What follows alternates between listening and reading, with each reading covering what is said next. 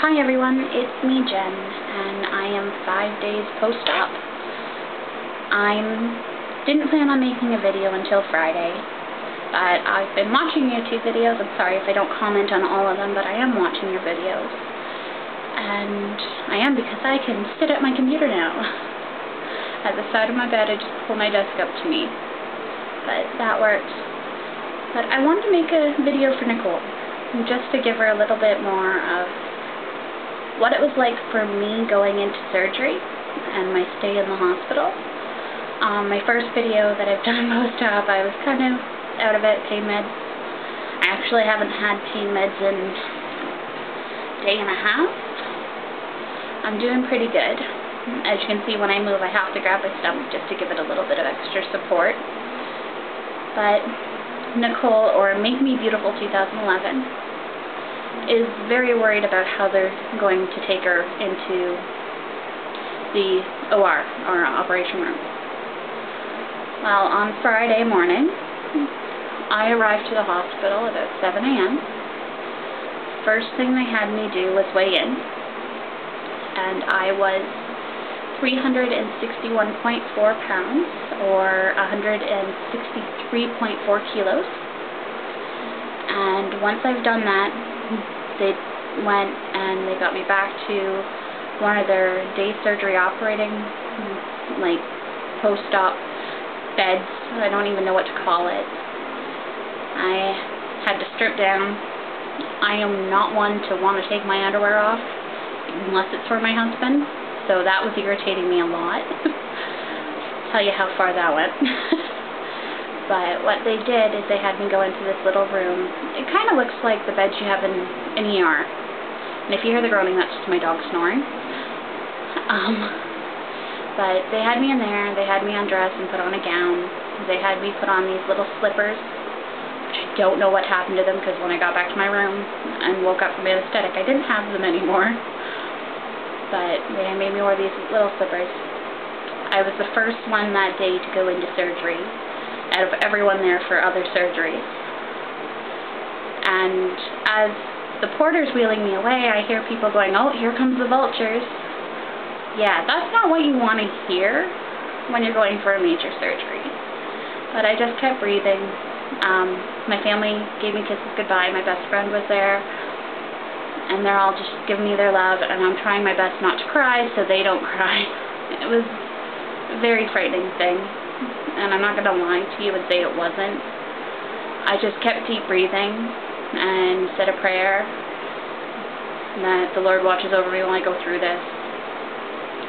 They parked me right outside of my operating room on the bed. And my surgeon, Dr. Jules, or Dr. Flute no long, came up, and he was talking with me and seeing how I was, how I did on the OptiFast. Told me he was really proud that I was down 17 pounds from their weight, which was 377.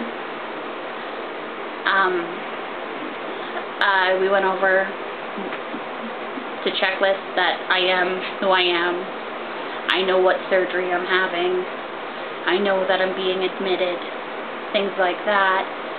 And then I asked him, like, can I keep the video of you inside my stomach? Because it's done laparoscopic, so they do it by video, so I thought they would record it. He went over to the OR, looked in the window, he said, "Yeah, it's set up, but you're not getting the video." So after 3 more tries, he kept getting, "No, I want it. And when I go back to see him for my post-op, I'm going to ask for it again." But he wouldn't let me have it. Then he left to go scrub in. I was still outside the OR, in my bed. And then my anesthesiologist, Dr. McCormick, came, who I adore. He's such a nice man. And he was checking on me, seeing how I was doing. Checked my tonsils once again, because I don't know if I told you guys, my tonsils are extremely enlarged. And I'm actually going to have them out in the next couple months. But the doctor that's taking them out said since they weren't bugging me, he's not going to take them out. If they were, it would be a lot sooner, but since they're not, he's going to leave them. And Dr. McCormick said he can intubate me without a problem. So Dr. McCormick came out teasing me that he's going to take my tonsils while they're at it. They didn't. and then asking how I'm doing and checking in on me. Excuse me. Okay, you're going to see my sippy cup now. This is my friend. It stops me from gulping. So I have my sippy cup with my half a Crystal Light, my water. This is 9 ounces. So I have about 5 of these a day so far. I could up that, but it's hard. Enough of sippy cup. Back to Dr. McCormick. He checked in on me. We giggled. He eased the mood a bit, and then he went in to set up, which is fine. A couple minutes later, a nurse came out. She's like, "Okay, are you ready?" I'm like, "Yeah." So I got ready for her to push the bed. No, I had to get up and walk into the OR, which was kind of nerve-wracking, but I got in there, and she was very nice, and she got me to sit on the OR table, which kind of looks like a cross almost, because it's just a straight line and then room for your arms. So I laid down on there, and she started to strip me, and the OR is freezing cold. And I looked at her, I'm like, "I don't even get dinner first?"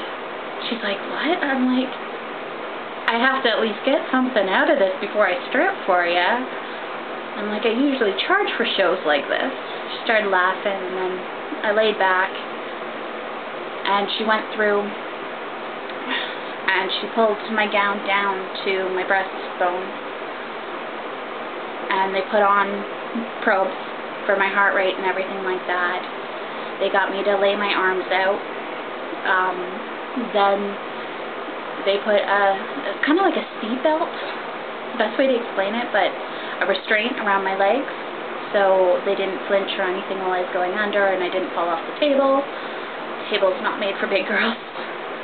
Then Dr. McCormick came over, and he asked me to tip my head back. He checked my tonsils once again. The nurse asked if she needed to get a complicated intubation kit, and he said no, he can do it, which eased me a bit.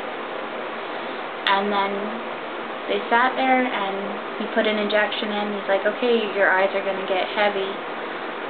And oh, they did. I started to get really blurry vision, but I just kept breathing. They had an oxygen mask on me. I just kept breathing, because I knew that'd keep my heart rate down. And then I was out. And oddly, during my anesthesia, I was dreaming about me and my husband's wedding, which I found very sweet and very comforting. I'm going to cry about that. When I started to come out of the anesthetic, I don't remember being put into the recovery room. I had a nurse right beside me, and she was checking on me constantly. She didn't leave my side. I actually ended up yelling at some nurses because I thought I heard classical music, and it was really, really loud. So I was screaming at them to shut it off, and I'm still half under anesthetic. It turns out later they told me it's Christmas music. Either way, I didn't like it. I was very nauseous coming out, and they had to give me a lot of pain medication, just because with the nausea, I was gagging, fresh wounds made the pain worse. It was a vicious cycle. Then they took me up to my hospital room. That ride, I had my eyes closed the whole time because I was so nauseous, plus I was still kind of under anesthetic. And then in my hospital room, they hooked up my IV to my PICC line. They put my pain pump right at my side. I actually had it laying on my chest the whole hospital stay until Sunday morning. I was in and out of sleep. I'd wake up, hit my pain pump, and be back out. My husband, sweet man he is, stayed in the chair at the end of my bed, and every time I would wake up, he'd jump to see if I was okay. And then Friday night, I was very nauseous. To be honest with you, Nicole, I wish I had a catheter the first night, because I started to gag so hard. I was urinating, and they had to rush commode underneath me. because there was nothing I could do. I couldn't stand up at that point. Like, there was no way. And a couple hours later, I was able to go to the bathroom by myself. But for that first little bit, I wish I didn't have that experience. Saturday was much better. Saturday, I was able to start moving around. I do my laps around the ward. I do 3 laps around the ward, come back, hit my pain pump, have a 20-minute nap. Just to let my body heal. I had my family come up and check on me. It's very sweet of all of them who came. I want to say, before I forget, thank you to Loyal Blonde. Kelly, I got her Christmas card and her well wishes the day I went into surgery. So it was very nice, and thank you. And thank you for everybody's well wishes on Facebook, on YouTube. Back to the hospital stay. My nurses were fantastic. They were trained so well with bariatric patients. They were pushing to help me move around, but not to a point of being irritating. Like the first Saturday, my nurse would come in and help me get ready for the night. Like, she'd literally help me brush my teeth and stuff like that, because lifting too high would hurt my stomach because I start to pull those muscles. And it got easier and easier. I'm 5 days post-op now.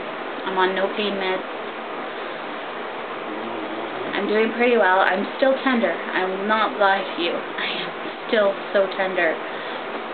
But it's to the point where it's an ache and not a pain. So that's been working out well. Like, I've been doing very well that way. I'm starting to move around a little bit more. Everywhere I go, I bring my monkey. My mom got me this. You can see him. He's actually a pillow that opens up, but he's the perfect backrest. So my monkey goes everywhere with me. What else can I tell you about the hospital stay and how it felt like? I really enjoyed my hospital stay. The nurses are so nice and so caring. Getting used to eating after. Oh, that's one thing. For the first 24 hours after surgery, they'll only let you sip on water. You get a little 1-ounce cup, is what I got, and that had to last me an hour. So that was difficult because you're so dry and your mouth is so dry and you just want to gulp water and you can't do it. After, they start giving you your broth and your jello and all that stuff. And I'm going to show you my jello. 1 jello cup lasts me the whole day. My baby spoon and everything. Come here, Dusty. Sorry, he's crying. I shut my door so he wants out. But this is after breakfast, lunch, and dinner. I do not eat much at all now. I don't feel hungry. I have to be reminded to eat. When I do eat, I do it really slow because I don't want it. I honestly don't want it. So this is all a big change, but I promise you it gets better every day. I love and appreciate everyone who has subscribed to me, who are my friends on Facebook and YouTube. You guys are all an inspiration to me and a great source. Like, Desiree's got a couple text messages just to ease my brain because she's gone through it, so I figured she's the closest to remember on what's happening. So she gets the text messages of me having my little freak out. And thank you, darling. I love you for being able to handle me. Well, I love you all. Have a great night, and I will probably update again on Friday. And at that time, I will share my weight. It's a bit of a surprise. I know what it is, and I want to tell everybody, but I'm not going to till Friday because it's going to be more gone. Alright, love y'all.